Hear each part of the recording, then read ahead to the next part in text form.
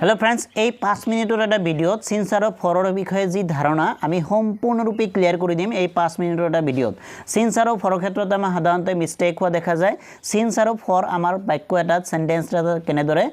ব্যৱহাৰ কৰো সেই গোটেইখিনি ডিটেইলছত আমি মাত্ৰ 5 মিনিটৰ সময়ৰ ভিতৰত আমি ক্লিয়াৰ কৰিম সো সিন্সে কি বুজায় পইণ্ট অফ টাইম আৰু ফৰে কি বুজায় period of time Point of time বুজালে আমি বাক্যটোত সিন্স ব্যৱহাৰ কৰিম যদি আমি এই পইণ্ট অফ টাইম অসমীয়াত কওঁ তেতিয়াহলে কি কৰিম যে কেতিয়াৰ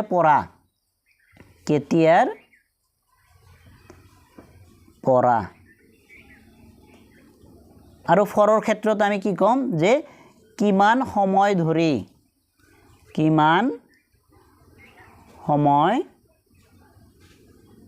ধৰি এতিয়া আমি एग्जांपल লৈছো एग्जांपल লোৱাৰ পিছত আমাৰ এই ধাৰণাটো একেবাৰে সম্পূৰ্ণৰূপে কি হৈ যাব ক্লিয়াৰ হৈ যাব এতিয়া সিন্সৰ ক্ষেত্ৰত এটা एग्जांपल লৈছো যে I have been living here since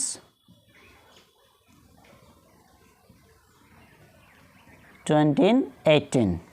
যে এতিয়া চাব এই বাক্যটো যে I have been living here মই এই ঘৰটোত বা কৰি আছো since 2018 চনৰ পৰা মই এই ঘৰটোত বা কৰি আছো এতিয়া যদি 2018 প্ৰশ্ন যদি কৰা হয় কেতিয়াৰ পৰা তেতিয়াহলে কি কোৱা যাব 2018 চনৰ পৰা এইটো এটা ষ্টাৰ্টিং পইণ্ট অফ টাইম তাৰমানে বৰ্তমানে মই এই ঘৰটোত বা কৰি আছো বা ইয়াত মই বৰ্তমানেও ইয়াত মই আছো তো আগৰে পৰা চলি আহিছে কিন্তু এইটো এটা কি হৈছে ষ্টাৰ্টিং পইণ্টৰ পৰা আৰম্ভ হৈছে কিমান ষ্টাৰ্টিং পইণ্ট 2018 চনৰ পৰা মই ইয়াত আছো বা কৰি আছো আন এটা एग्जांपल লৈছো যে it has been raining since morning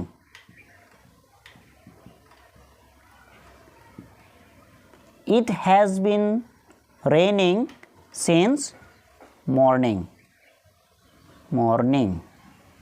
so এতিয়া চাব মই কি ব্যৱহাৰ কৰিছো since ব্যৱহাৰ কৰিছো কিৰ কাৰণে এতিয়া প্ৰশ্ন কৰিলে কেনেকুৱা হ'ব যে কেতিয়াৰ পৰা বৰষুণ দিয়ে আছে তেতিয়াহলে উত্তৰটো কি আহিব ৰাতিপুৱাৰে পৰা বৰষুণ দিয়ে আছে সো এই ক্ষেত্ৰত আমি কি ব্যৱহাৰ কৰিছো since ষ্টাৰ্টিং পইণ্ট আমাৰ কি ক'ত হৈছে ষ্টাৰ্টিং পইণ্টটো হৈছে আমাৰ মৰ্নিং ৰাতিপুৱাৰে পৰা বৰ্তমানলৈ কি হৈ আছে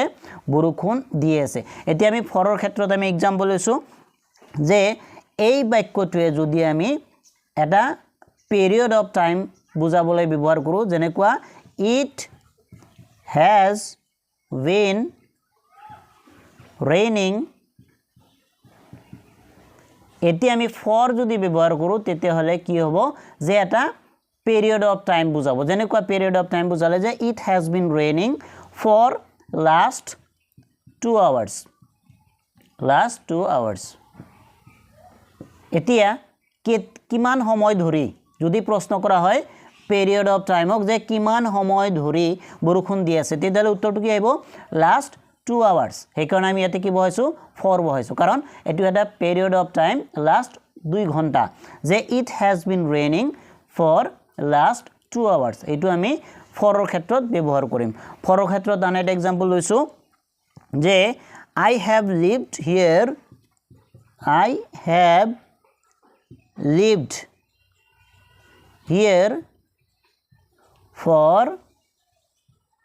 for 10 years এতিয়া চাব যদি প্ৰশ্ন কৰা হয় I have lived here মই এই ঘৰটোত থাকিছো for 10 years এটো এটা 10 years টো এটা কি হয় আমাৰ period of time হয় যদি প্ৰশ্ন কৰা হয় কিমান সময় ধৰি এই ঘৰটোত তুমি থাকিছিলা তেতিয়াহলে উত্তৰটো কি আহিব যে মই এই ঘৰটোত মই ইয়াত কি কৰিছো লাষ্ট সৰি 10 ইয়াৰ্ছৰ পৰা 10 ইয়াৰ্ছৰ ধৰি 10 ইয়াৰ্ছ ধৰি 10 বছৰ ধৰি মই এই ঘৰটোত থাকিছোঁ I have lived here for 10 years এই 10 ইয়াৰ্ছটো আমাৰ কি হয় পিৰিয়ড অফ টাইম হয় প্ৰশ্ন যদি কৰে কিমান বছৰ ধৰি এই ঘৰটোত তুমি থাকিছা তেতিয়ালে উত্তৰ কি আহিব 10 ইয়াৰ্ছ এই 10 ইয়াৰ্ছটো এটা কি হয় আমাৰ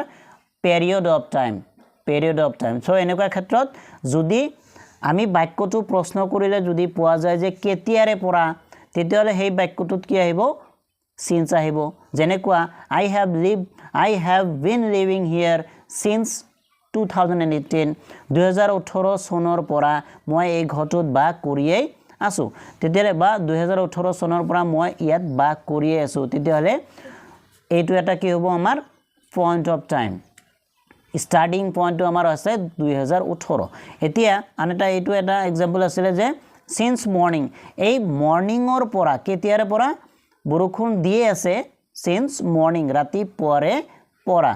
it has been raining for এতে ফৰ লিখিছো এতে সব এটা কি লিখিছো আমি পিৰিয়ড অফ টাইম এতে আছিল আমাৰ স্টাৰ্টিং পইণ্ট এতে আমাৰ হৈছে পিৰিয়ড অফ টাইম যে কিমান সময় ধৰি যদি প্ৰশ্ন কৰা হয় তেতিয়ালে উত্তৰটো কি আহিব লাষ্ট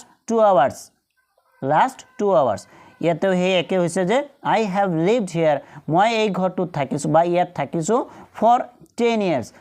10 বছৰ ধৰি কিমান বছৰ ধৰি 10 বছৰ ধৰি তো থ্যাংক ইউ ফৰ ওয়াচিং এনেকুৱা ধৰণৰ ভিডিও পাবলৈ মোৰ চেনেলটো সাবস্ক্ৰাইব কৰিব